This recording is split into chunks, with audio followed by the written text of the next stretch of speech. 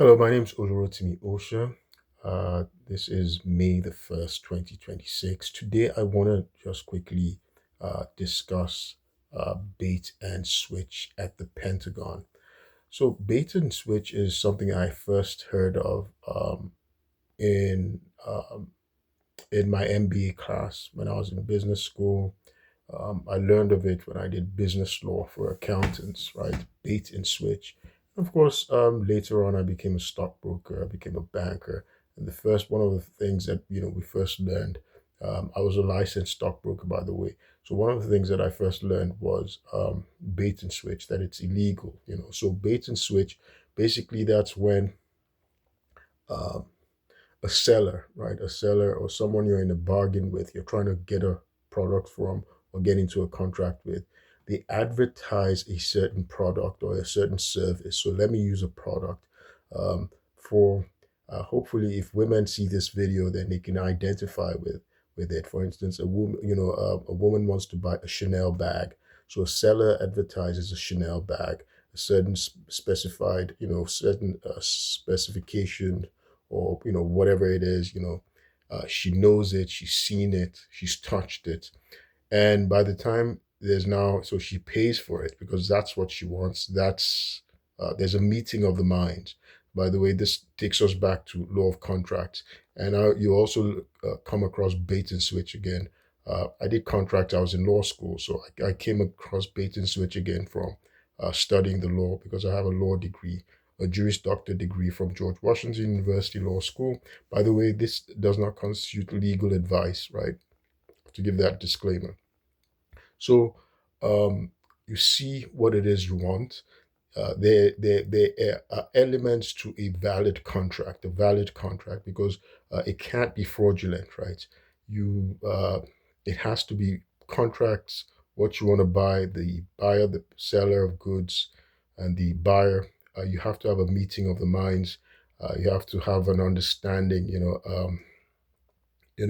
and the contract has to be done in good faith. So nobody's trying to defraud anybody. So, um, and it's something you agreed to. So the buyer sees the Chanel bag, right? She's seen the specifications, she's touched it, she's felt it, she knows what it is she wants. So she pays and she's waiting for delivery. But upon delivery, right, she's paid for the goods. She's given consideration. Consideration is that's another term for something you sacrifice. If sometimes consideration can be viewed as money, right? So you've given consideration for what it is that you want, right, for the product.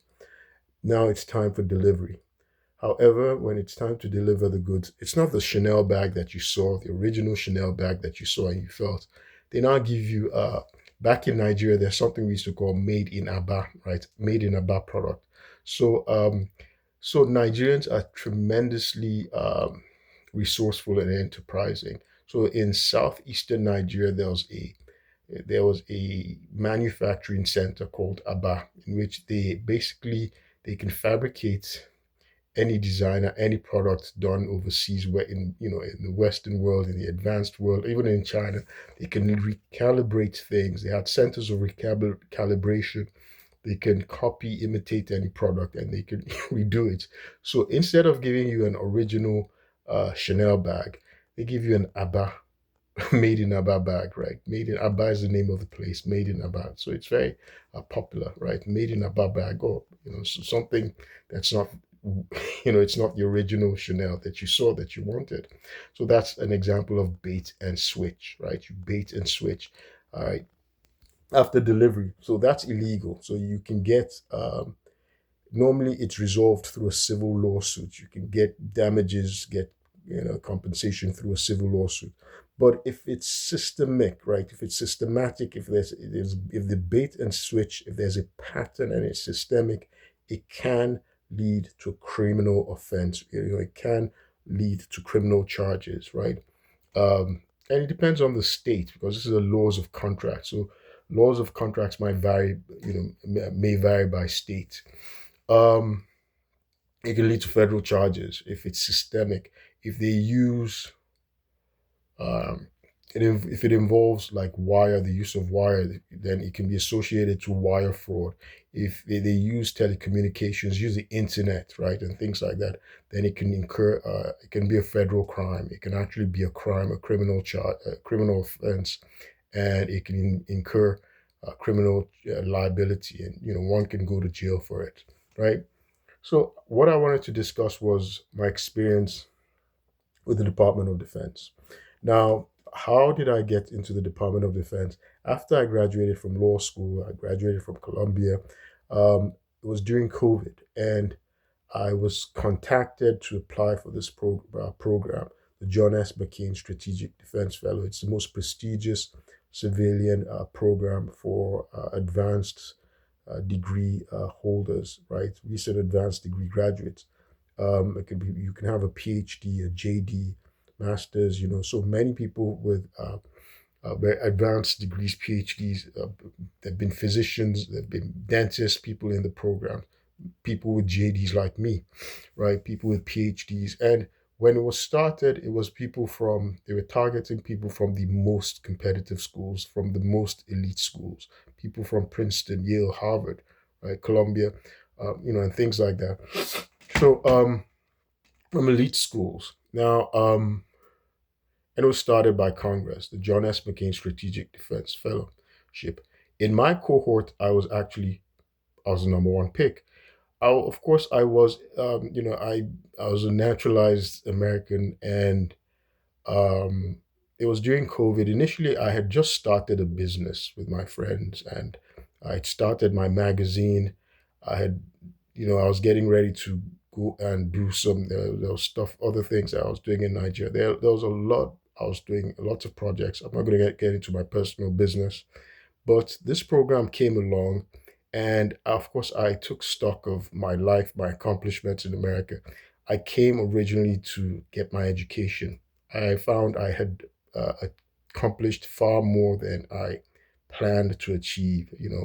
I had gotten great experience in investment banking, in as a stockbroker, as a financial advisor, as a banker, in leading firms like Bank of America, uh, Wachovia Securities, now called Wells Fargo, so many other places. I worked at Booz Allen Hamilton. I worked in so many different places. Of course, my initial goal was get all this great experience, get all this great education, and go and use it in Nigeria, because Nigeria, there are tremendous opportunities, right? There are tremendous opportunities in Nigeria. Nigeria is where I know that are very successful, that they made it in Nigeria. My father was a bank chairman, bank CEO, right? He didn't have the sort of education opportunities I had in America. So, but he was very successful. He became a millionaire, became wealthy, an important person, right, in Nigeria. I have an uncle who is a leading stockbroker, chairman of a leading investment firm. So many different people like that. Another uncle who has a chain of pharmaceuticals. So I knew people who were successful in Nigeria. My friends who are, my friends' parents, uh, I have friends' parents who are billionaires. They became wealthy in Nigeria, right? Nigeria is one of the leading oil producing nations, and a variety of other things as well. So that was where I was looking to go back and succeed.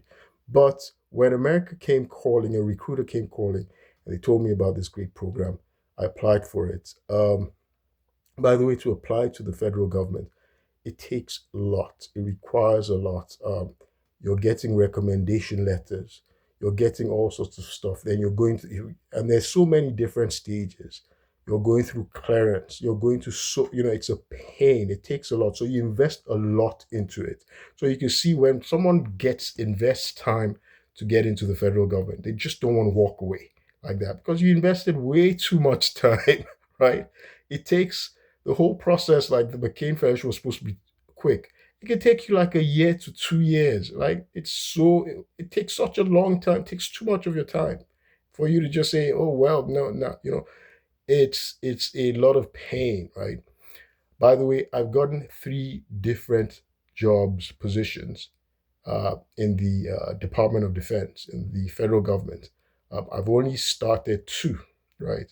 Of course, I've done videos explaining the swatting I experienced, false accusations, false charges, in order to obstruct justice. And this goes back to the bait and switch thing I'm discussing, right? So I would eventually suffer bait and switch. I was offered this McCain Fellowship, and there were things that they offered me in the fellowship. For instance, they offered to give me $5,000 to relocate because I was living in New York. They offered to pay my relocation fee. That was part of my package. They offered to be paying down my student loans, and all that stuff. All of those things. There are many offers in the package. Um, also they offered to give me an additional $5,000 to go back to school and study whatever I wanted. So all of these things I was going to use. There's so many things they offered me. However, after I accepted the offer, right, and I started work, it was not a problem. I saw they did a bait and switch on me. The relocation money they offered, they promised to give, they're supposed to give it to you immediately once you provide proof that you relocated over 50 miles. I immediately gave in my paper, submitted my paperwork. It was now a problem. They didn't want to give it to me. They were now doing a bait and switch with me. They offered to pay the 5,000 to go back to school to do whatever course you wanted to do, in a university of your choice. They now did a bait and switch with me again. They didn't want to give it to me. I don't know if it was because it's a pattern of fraud, right? So um, there are reasons why I joined. If I agree on joining a firm or business or an organization, I'm joining based on the terms that were presented to me before I joined. Right? I can't join after I joined. You say, well, you got your foot in the door. Now we're taking away these the terms are a part of the offer, right? That's illegal. And this is a pattern. This is something that was going on in the Department of Defense. So I filed a complaint with the Office of Inspector General, and this was under investigation. They saw that I gave, what is the term they use? I gave, yeah, I mean, cause for them to do an official inquiry, an official investigation, right? So this is part of the retaliation that I suffered. Now, this bait and switch again, I got another position in the Navy again. The same thing. I accepted an offer to start at GS 11. The Auditor General of the Navy, Don Jadel Gilmore, was representing herself at that time as my mentor. I told her that, okay, hey, this is what they've offered me, GS 11. That's what the federal government said I was qualified for at the minimum, right? At the minimum, based on my education, right? So that's a good thing about the federal government or America. They factor in your education. So I had a doctoral level education, professional doctorate. That's my law degree, Juris Doctor, right? In law, it's factored in, right? I have an MBA. The MBA puts you at maybe GS 9, but anyway, so they offered me a certain GS level, right? That was even lower than what I was qualified for because of my experience, right? Because my equivalent experience in the private sector should have been factored in. They didn't factor that in, right? But no problem. I accepted I was going to go in. I had gone through the onboarding, GS 11, everything. And then again, they did the bait and switch on me. They changed it, they downgraded it, changed it to GS 9, say, oh, well, we made a mistake. That was what we actually were going to offer you. So we were going through all of this. So I filed an EEOC complaint saying this is discrimination, this is illegal. And that was what we were going through, right?